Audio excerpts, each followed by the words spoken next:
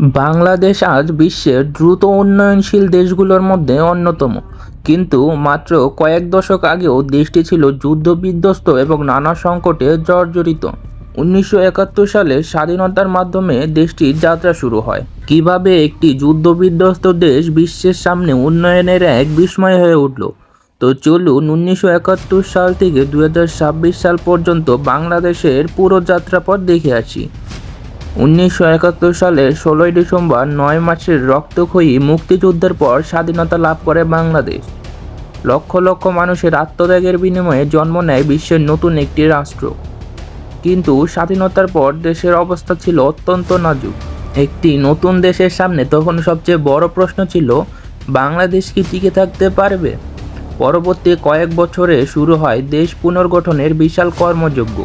কৃষি, শিক্ষা এবং স্বাস্থ্য খাতকে ঘিরে নতুন পরিকল্পনা নেওয়া হয়, কিন্তু রাজনৈতিক অস্থিরতা দেশের অগ্রযাত্রাকে বারবার বাধাগ্রস্ত করে। 1975 সালে বাংলাদেশের ইতিহাসে ঘটে এক মর্মান্তিক ঘটনা।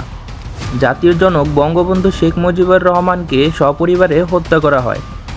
এর ফলে দেশের রাজনৈতিক পরিস্থিতি দ্রুত পরিবর্তিত হয় এবং শুরু হয় দীর্ঘ রাজনৈতিক অনিশ্চয়তার সময়। 1982 সালে ক্ষমতায় আসেন হুসাইন মোহাম্মদ এরশাদ, কিন্তু সময়ের সঙ্গে সঙ্গে তিনি স্বৈরাচারী মনোভাব প্রকাশ করেন। তার বিরুদ্ধে জন অসন্তোষ বাড়তে থাকে। ছাত্র, শিক্ষক এবং সাধারণ মানুষের আন্দোলন তীব্র হয়ে ওঠে। অবশেষে 1990 সালে গণ-অভ্যুত্থানের মাধ্যমে এরশাদের পতন ঘটে। এটি ছিল বাংলাদেশের গণতান্ত্রিক ইতিহাসের অত্যন্ত গুরুত্বপূর্ণ মুহূর্ত। 90-এর দশকে দেশের অর্থনীতি শুরু হয় বড় পরিবর্তন। তৈরি পোশাক শিল্প দ্রুত বিকশিত হতে থাকে এবং অল্প সময়ের মধ্যেই এটি প্রধান রপ্তানি খাতে পরিণত হয়। লক্ষ লক্ষ মানুষের কর্মসংস্থান সৃষ্টি হয়, বিশেষ করে নারীদের জন্য নতুন সুযোগ তৈরি হয়। 2000 সালের পর বাংলাদেশ প্রবেশ করে ডিজিটাল যুগে। মোবাইল ফোন, ইন্টারনেট এবং তথ্য প্রযুক্তির বিস্তার দেশের অর্থনীতি ও সমাজকে দ্রুত বদলে দিতে শুরু করে। এরপর আসে 2020 সাল। করোনা মহামারী পুরো বিশ্বের মতো বাংলাদেশকেও থামিয়ে দেয়। স্কুল কলেজ বন্ধ হয়ে যায়, ব্যবসা বাণিজ্য ক্ষতিগ্রস্ত হয় এবং স্বাস্থ্য ব্যবস্থা বড় চ্যালেঞ্জের মুখে পড়ে। তবে কঠিন সেই সময়ও বাংলাদেশ ধীরে ধীরে কাটিয়ে ওঠে। এরপর আসে এমন কিছু প্রকল্প যা দেশের ইতিহাসের মাইলফলক হয়ে থাকবে। 2022 সালে উদ্বোধন হয় পদ্মা সেতু। বিশ্ব ব্যাংকের অর্থায়ন বাতিল হওয়ার পর নিজস্ব অর্থায়নে এই সেতু নির্মাণ ছিল বাংলাদেশের জন্য এক সাহসী সিদ্ধান্ত। পদ্মা সেতু শুধু একটি সেতু নয়, এটি বাংলাদেশের আত্মবিশ্বাসের প্রতীক।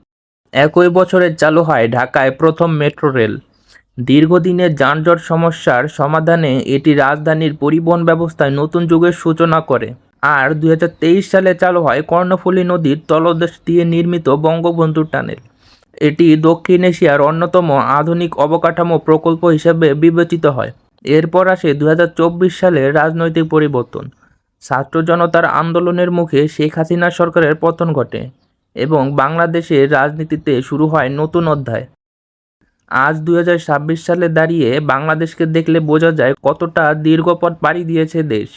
যুদ্ধবিধ্বস্ত এক রাষ্ট্র থেকে আধুনিক অবকাঠামো, দ্রুত অর্থনৈতিক প্রবৃদ্ধি এবং প্রযুক্তি নির্ভর ভবিষ্যতের দিকে এগিয়ে যাওয়া বাংলাদেশের গল্প সত্যিই অসাধারণ।